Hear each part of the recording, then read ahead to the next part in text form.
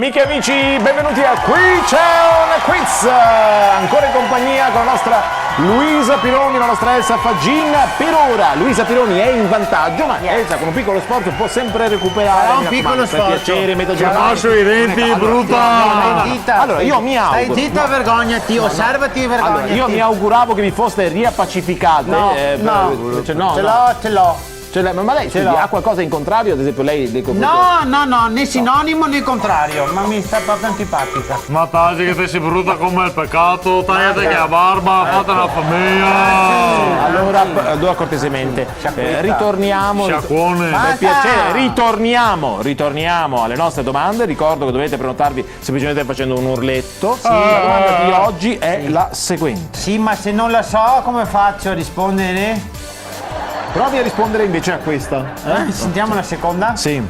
La prima la saltiamo. Vero o falso Non che posso dirglielo così. i cantanti stranieri possono partecipare al Festival di Sanremo? Si prenota sempre la nostra Luisa. Se è vero, anche i stranieri potrebbero partecipare a Sanremo. Risposta esatta. Ecco. Piace. Dai.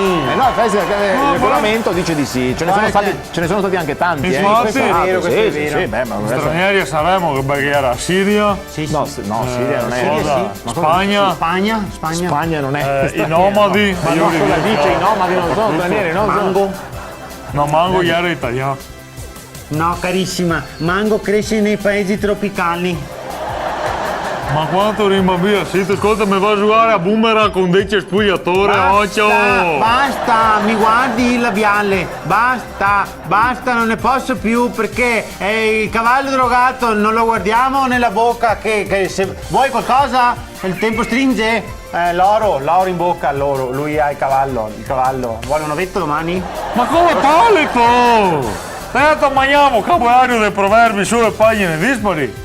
Finisci i discorsi con te scommissi, brutta come il peccato. Non capisci, non è un problema mio.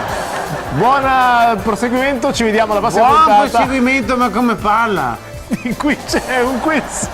Qui c'è un quiz.